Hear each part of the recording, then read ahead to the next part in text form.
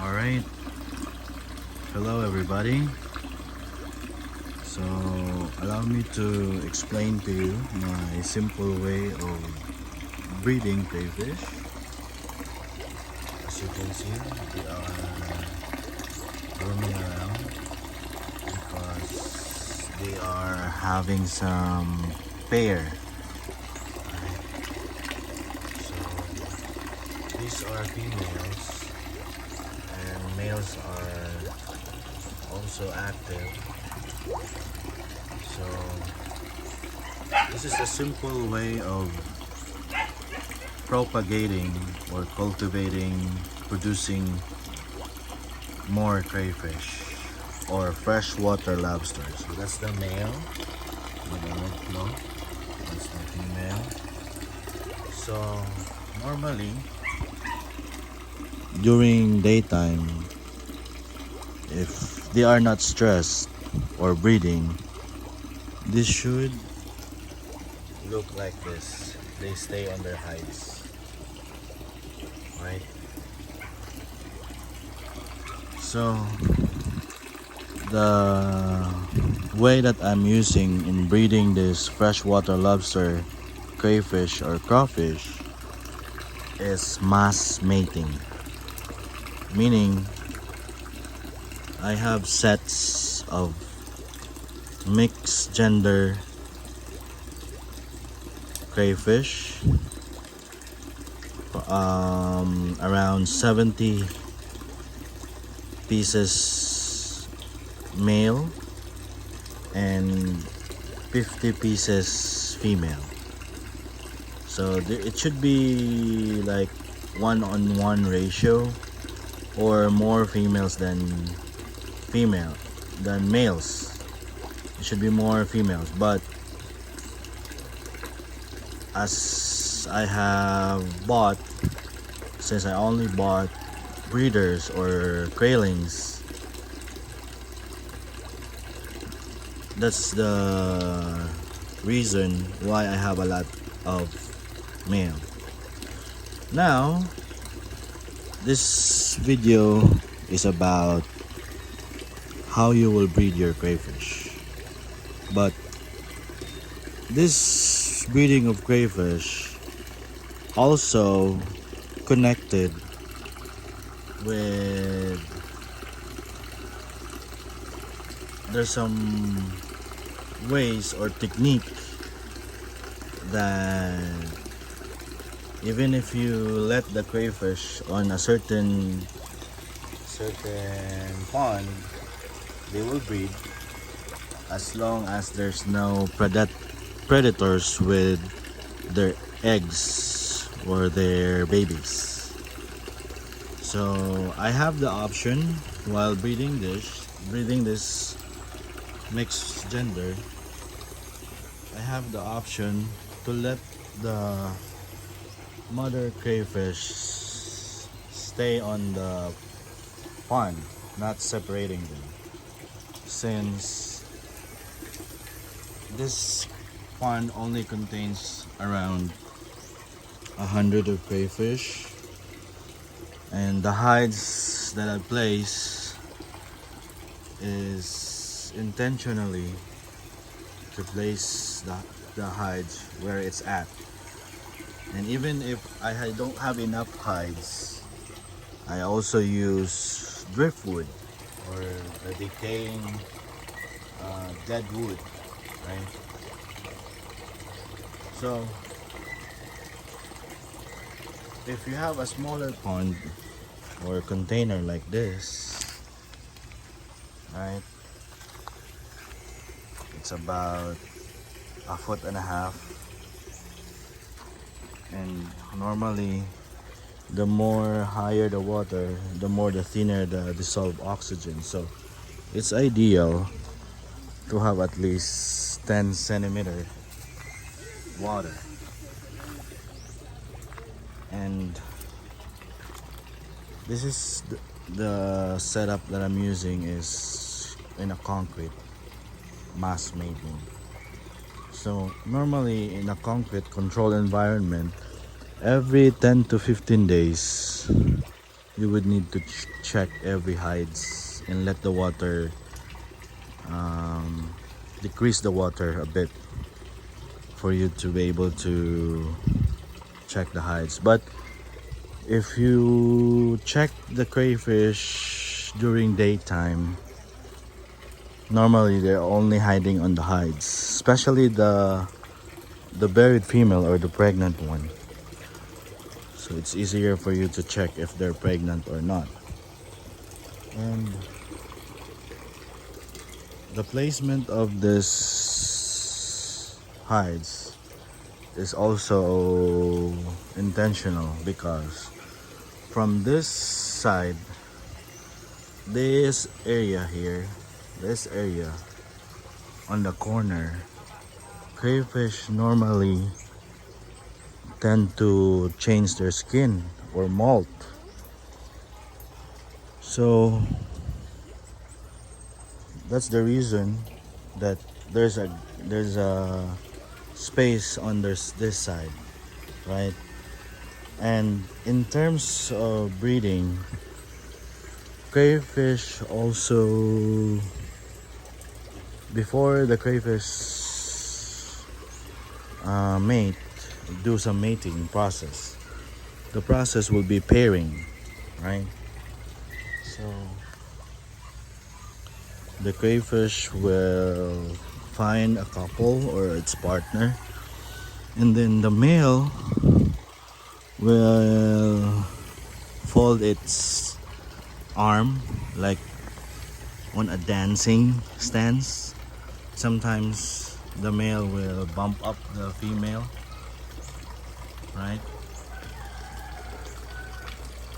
If the female engage on the crayfish at the front, that's the time the male will grab the female and do the mating process. So once they do that, when they meet each other like that, they meet each other, that's male and female right there, they're on the pairing process. Once they meet each other, they will find a private place. Private place meaning their company or other crayfish will not pass by that area. So normally they find some corners or normally on the sides. So aside from molting, these sides also serves as their private place. And the corner, I just place a rope, like a spawning rope for koi or fish. Is also useful for crayfish, because the idea is on the wild, you have this plant right here, this plant, this one, this. So I'll just mimic the rope. Now that male has a partner. The partner is now waiting here underneath. So once the male approach, it's time for mating. If you had a lot of males, what they normally do on daytime, they roam around, and you will see 3 males with 1 female. And the idea is to have a space that they can meet, and the male, if the female is not ready, the male will corner the females. So 1 male from there, 1 male from there, 1 male from here. Once the female crayfish would not like to mate with this male, other male can grab the female, right? So there should be a private place for them to mate, like a corner or on the sides, also for molting.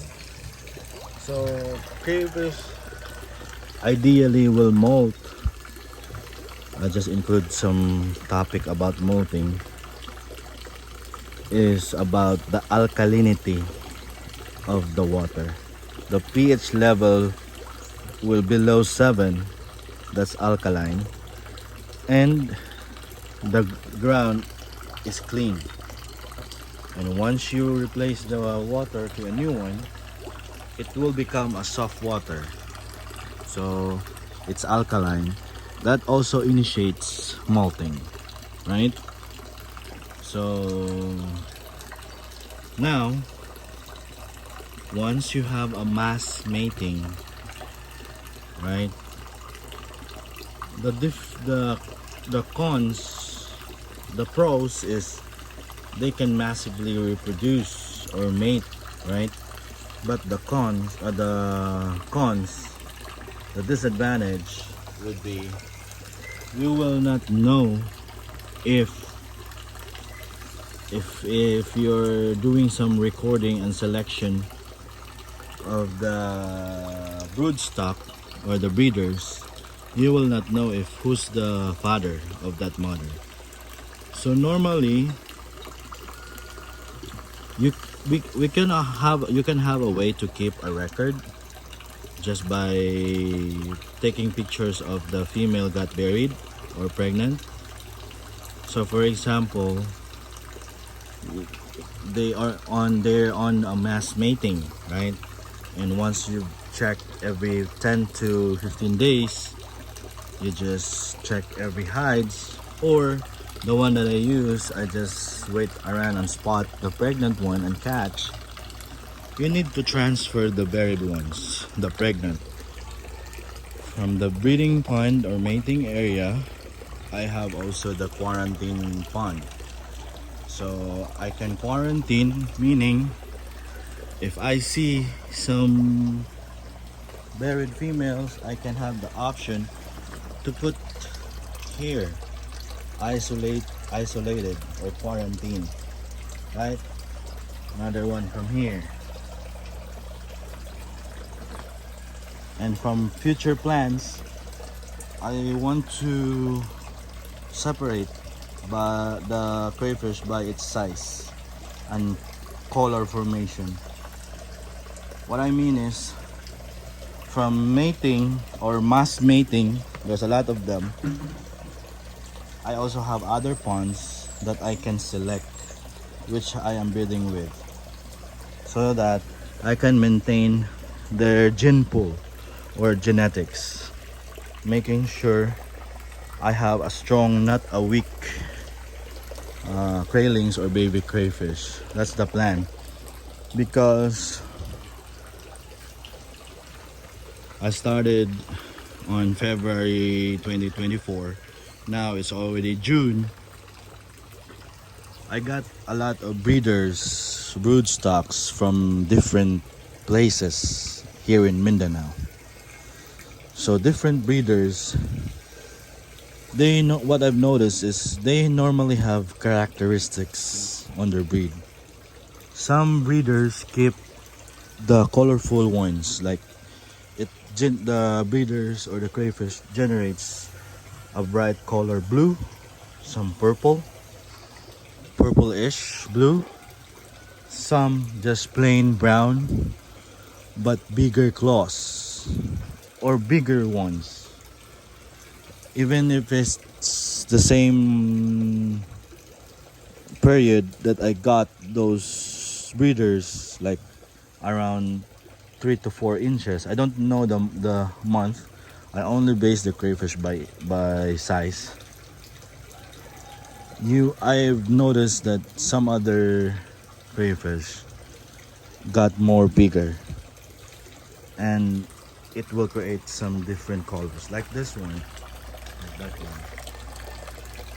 It has a different coloration, right? It has a bright color. Yeah. Bigger size and bright ones. So I also have this Terox destructor. Here, that's the Cherax destructor. I'm not sure if they're on the same sex organ, the Cherax, or same lineage or species, Cherax. I'm not sure if Cherax destructor can mate to Cherax quadrocarnaticus, the red claw, because based on the Procambarus clarki, the red swamp, and the red and orange neon, the clarky crayfish for ornamentals, they can breed. But what I understand is, if clarky is clarky, Procambarus clarky, same species, they can mate. But if this is Cherax quadrocarnaticus, ARC, or Australian red claw, I'm not sure if, because they are different species. They had the same family with Cherax, but a different species, Cherax quadricarnaticus and Cherax destructor. So the video was now lengthy, but again, what I'm trying to emphasize is I'm showing you why the placement of this hides, right, that hides, and the alternative dead wood instead of hides, and the space where they can mate, they can molt, the private place, they can constantly breed. You will produce a lot of buried females. That's the reason why they need bigger space. So now, from this mass mating to isolation, I also have an isolation here, or quarantine tank, that I can separate the buried females. So I have readied the container for buried females, craylings, but I haven't been successful with only aeration, because you need a lot of time to monitor the water quality. Usually what you will do, if you don't have the apparatus like the TDS meter or the kit that you can test kit, for you to be able to know the hardness, the GH, the general hardness of the water, if it's suitable for the same. For example, you get the crayfish from that pond, GH from TDS, and GH, total dissolved solid, meaning TDS, it will detect some what chemicals or what parts per million. If they, for example, 50 to 200 TDS range is livable for crayfish. For example, I got the buried female from the large pond, the mass mating pond, and the TDS on that mass mating pond is higher. It could be 250 something. Once you transfer the buried female to another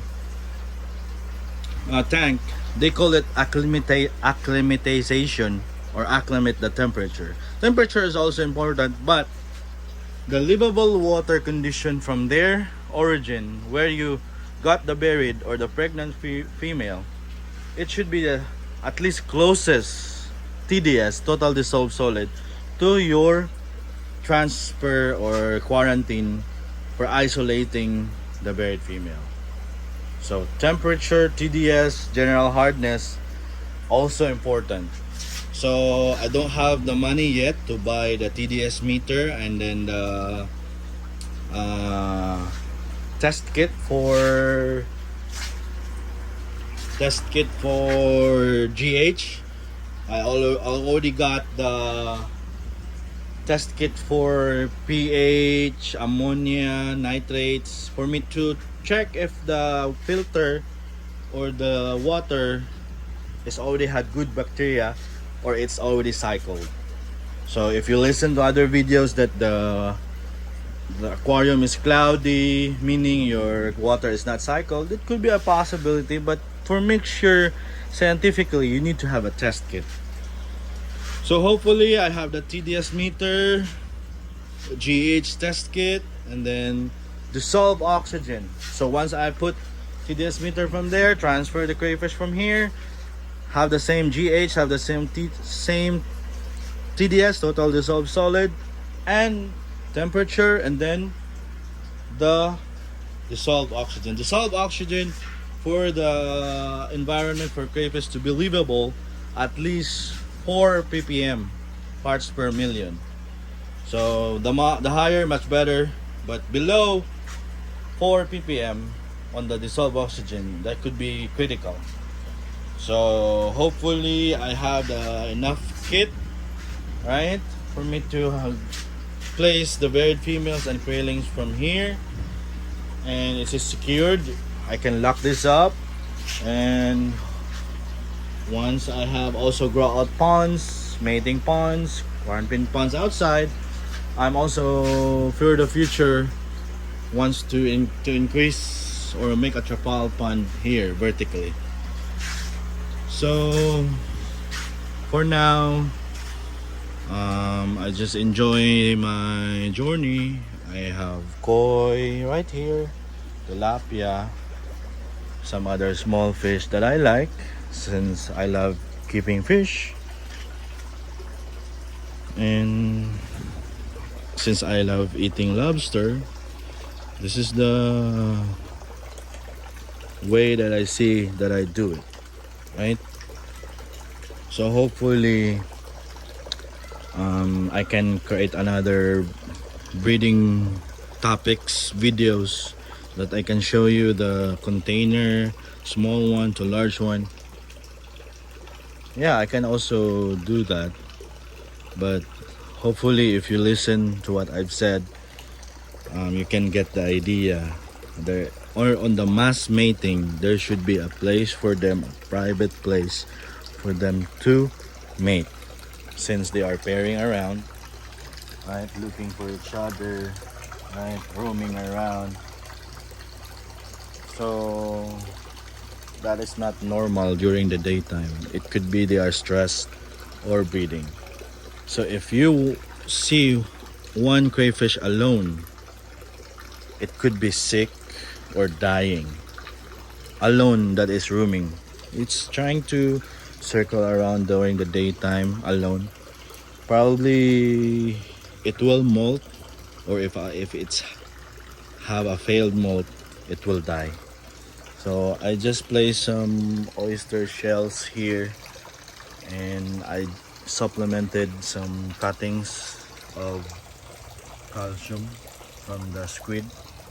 Hopefully I get the money to buy powderized eggshells, calcium nitrate, and others calcium supplements, and magnesium, the Epsom salt, for me to boost the calcium and get the balance, total dissolved solid and GH on this mass mating pond. But so far, from April until now, April, May, June, like 3 months till now, I got 5 to 6 buried females around that time. So I'm hoping that when I bought a kilo of crayfish, around 59 to 62 craylings, about 3 inches, mixed gender, hopefully those 3 inches will have a better size, because on this is a female, but its size is around 3.5 to 4 inches. It's not mature enough. Even this, for me, it's not mature enough, because if it will carry eggs, there could be a possibility, right? You can see around, this is 3 inches, right? 3 inches. Not right, even my middle finger, this from head to tail is around 3 inches, 3.5. So it's not enough to carry the eggs. Some crayfish can survive the hatching period or the pregnant period. So it takes a lot of time because pregnant crayfish will release its eggs around 45 to 50 days. Then you need to, once it's released the eggs, you need to take care of the babies around a month, right? And then their maturity is around 4 months. So they probably breed around 3 to 4 months, but some of them is premature. There's a lot of possibility that they will drop the eggs. The more mature breeders or broodstock should be around 4 to 5 inches or more. And regardless, even if you observe that the 3 inches or more active of breeding or more active laying eggs, surely because of the time they carrying the eggs, buried female can only reproduce per year around 4 times laying eggs. That's the realistic. But if you have incubator, you cut short the time around 19 days. You can get the eggs from the mother's belly and grow it in the incubator. But it needs a lot of, for me, it needs UV light to avoid fungus, and it got a lot of aeration. So I can share with you more of breeding crayfish, but hopefully you get the idea, especially outside the Philippines. Here in the Philippines, including myself, I don't have a mentor. I don't have people who will teach me on what to do, what not, or what should be done. So I am having a hard time cultivating this crayfish. Even I know that the market is also difficult, but since I will consume what I grow, I'm not afraid on the market, because if I can produce 50 kilos per week, that's food, free food for all. If you sell it for a very good price and it's halal, the minority and majority of the society can eat this food. So this is reasonable, or it got a lot of logic breeding this crayfish. Hopefully on the other side of the world, or watching this video, especially in Indonesia and Malaysia, they're also starting on their market, because Australia and China already established market in Hong Kong, like frozen tails, like that or whatnot. So even in the local ones, this is also good alternative for those lobsters on the sea. It's a matter of, you have got a lot of broodstock that can breed, then every week you'll get some kilos that you can harvest. Anyways, even if you harvested a kilo every week, if there's no buyer, crayfish can live if you take it well. No disease, no harmful environment that can affect their living. I can assure you that this crayfish, especially the Cherax quadrocarnaticus, the ARC, Australian red claw, can live up to 5 to 6 years. Here in the Philippines, we have crayfish confirmed got around 4 years. So I got a kilo from that guy in Coronadal. So that's they call it kaguro lines. You will notice it has black tip on the claw. That's my identificator. And then about 3 inches to 2.5 to 3 inches. So I apologize that I lengthened the video, but hopefully if you got around this period of clip on this video, you'll get more information. And if you put a comment below on what are the knowledge that I did not mention that you are also knowledgeable on this, feel free to put some comments, because as I've said, I'm a beginner. I don't have a mentor. I've cultivated this area around February 2024. I've started taking care, buying crayfish last April 2023. So for this operation here, it's about only 5 to 5 months from February to June. But so far, this is the very female that I got isolated. So far, and that's the claw, it's quite crooked. That's my also identificator.